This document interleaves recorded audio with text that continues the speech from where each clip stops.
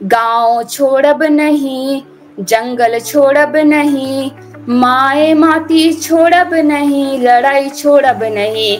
जय भीम, जोहार। देखो कैसे पाखंड है फैला, पत्थर को सोना चढ़ता है, पर गरीब को न वस्त्र मिले वो सर्दी में खूब सिकुड़ता है। जहाँ हर शख्स है मरा हुआ, बस दिखता केवल जिंदा है, ऐसा जीना जो सिखा रहा वो धर्म नहीं फिर धंधा है। नमो बुद्धाय साथियों, स्वागत है आपका सम्यक कल्चर में। बेटियां अब जाग उठी है, दूर हुई परछाई, किताबें है संग इनके, कलम है इनकी साथी, ज्ञान की लौ जलाकर ये बढ़ रही है आगे। पहले था अंधियारा, जकरे थे अंधविश्वास, कुर्तियों की वेरियों में दबा था इनका वास, पर अब तोरी जंजीरें मिली है इनको पहचान, रूढ़ियों को पीछे छोड़ कर रही नया निर्माण। तो साथियों, एजे सर ने एक प्रोग्राम किया था जिसमें बहुत ही होनहार बच्चे ने भाग लिए थे, जिनके कुछ झलकियाँ आपको देखने को मिलेंगी। तो चैनल पे बने रहें, स्किप बिल्कुल ना करें, लाइक और शेयर तो इसे सुनने के बाद जरूर कीजिएगा।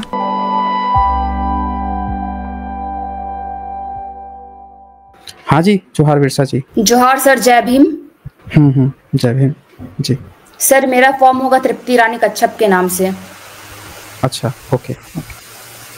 आप किस पर प्रेजेंट करना चाहेंगी? सर, मैं संथाल विद्रोह पर कविता लिखी हूँ, वो प्रेजेंट करना चाहूंगी। बहुत बढ़िया जी सर, तो मैं शुरू करूँ? हाँ, जरूर शुरू कीजिए। माननीय निर्णायक मंडली एवं श्रोतागण, मैं तृप्ति रानी कच्छप आज आप सभी के समक्ष एक भूली हुई, जिसको सब लोगों ने इतिहास के पन्नों से गायब कर दिया, जिसको इतिहास के 2-3 एक पन्ने पे समेट कर रख दिया गया, जो हमें बताया जाता है पहला विद्रोह उससे 2 साल पहले ही हो गया था, अबुआ दिशुम अबुआ राज का विद्रोह। उस पर मैं कविता सुनाना चाह रही हूँ। कविता का शीर्षक है अबुआ दिशुम अबुआ राज। ये कविता है 4 भाइयों और 2 बहनों के ऊपर, जिन्होंने संथाल परगना में जमींदारों के खिलाफ लड़ाई लड़ी थी। कविता रखती हूँ।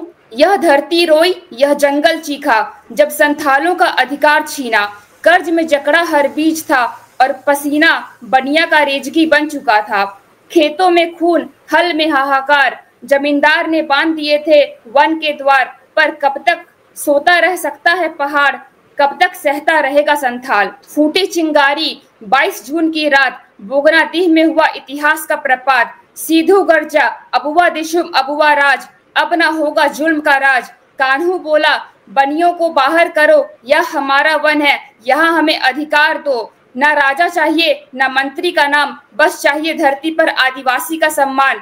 चांदों ने पकड़ी कुल्हाड़ी की धार, भैरव चला युद्ध की पुकार, दोनों बने थे पर्वत की दीवार, जहां से लौटे अंग्रेजी हथियार। संथाल हूल की कोई लहर नहीं थी, वह तो उलगुलान थी, शब्द नहीं धरती की क्रांति, जहां थर्राया था पूरा साम्राज्य अपनी शांति। जब पुरुष चले रणभूमि में, तो स्त्रियां भी पीछे नहीं थी धूमि में।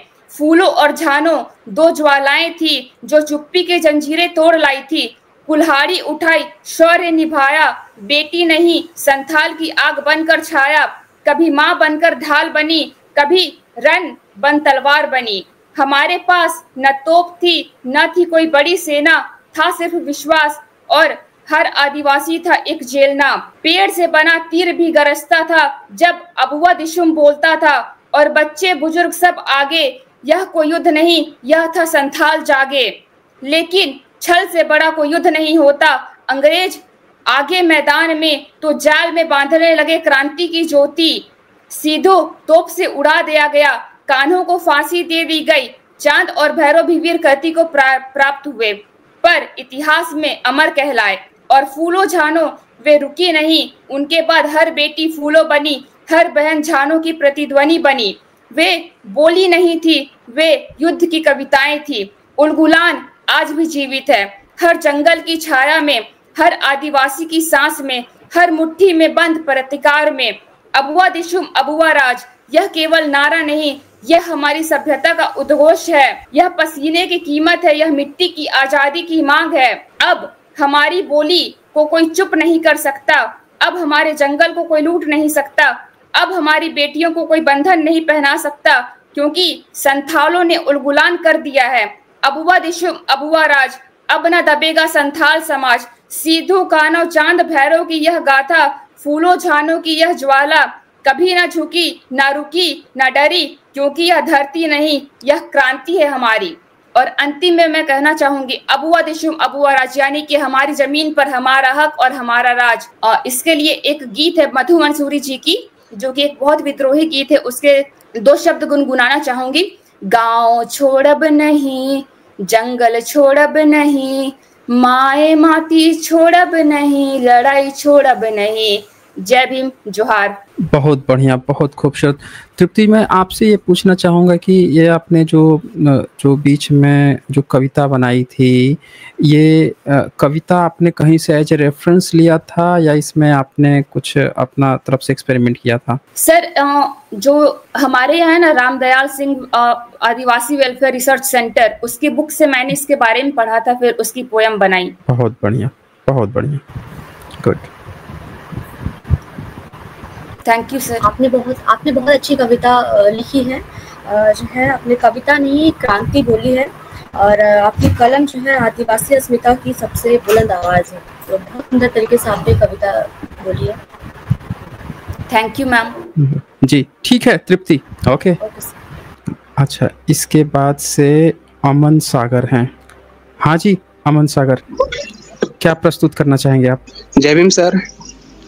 हाँ, जय भीम सर। मैं एक कविता बोलना चाहूंगा सर, मेरे द्वारा ही लिखी हुई है वो। ओके, बहुत बढ़िया। आप अमन नाम से फॉर्म भरे हैं? जी सर, अमन सागर नाम से है। हाँ सर, ठीक है, बहुत बढ़िया। जी सर, आप कंटिन्यू कीजिए। जी सर, जो हमारे एक महापुरुष थे ज्योतिबा फूले जी, उनका एक कथन था कि बाल काटना नाई का धर्म नहीं धंधा है, और चमड़े की सिलाई करना मोची का धर्म नहीं धंधा है, इसी तरह पूजा पाठ करना भी ब्राह्मण का धर्म नहीं धंधा है। तो सर इसी के संदर्भ में मैंने अपने द्वारा एक कविता लिखी है, इसी को और विस्तार से समझाने के लिए, तो मैं उसे आगे जारी करता हूँ। कविता कुछ इस प्रकार है कि जो जाति जाति का खेल खिलाते, मानव मानव में भेद बताते, कर्म श्रम की करें अवज्ञा और कल्पित भाग्य को आगे लाते, ऐसा फिर वो धर्म है कैसा जहां मानव दिखता अंधा है, अंधा करके धन लूटा जाए, वो धर्म नहीं फिर धंधा है।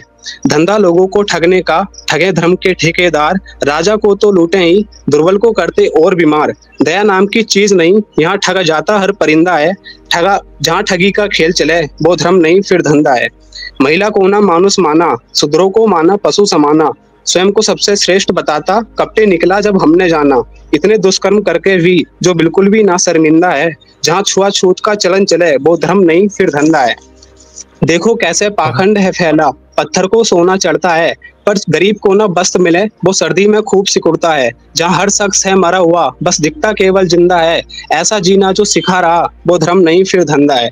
था नहीं जो कभी अतीत में, उसकी तो झूठी गाता गाते, लायक ना पुरुष कहलाने के भी, पर खुद को उत्तम पुरुष बताते। ऐसी झूठी गाथाओं का जहाँ रखा हुआ पुलिंदा है, ऐसा फिर वो धर्म है कैसा जहाँ धर्म नहीं, वो धर्म नहीं फिर धंधा है।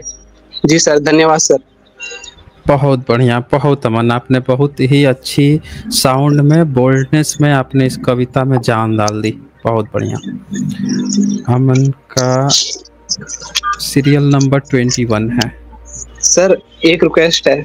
बोलिए सर, क्या मैं एक और कविता सुना सकता हूँ? छोटी सी है। हाँ बिल्कुल सुना सकते हैं, बिल्कुल सुना सकते हैं, बोलिए। जी सर, एक इतिहासकार थे सर, उनका कहना था कि चिनुआ अचेबे नाम था सर उनका एक कथन था कि जब तक हिरण अपना इतिहास स्वयं नहीं लिखेंगे, तब तक हिरणों के इतिहास में शिकारियों की बहादुरी के किस्से गाए जाते रहेंगे। तो सर इसी के संदर्भ में मैंने एक कविता लिखी है, और सर मैं इस कविता को समर्पित करना चाहूंगा बाबा साहब को।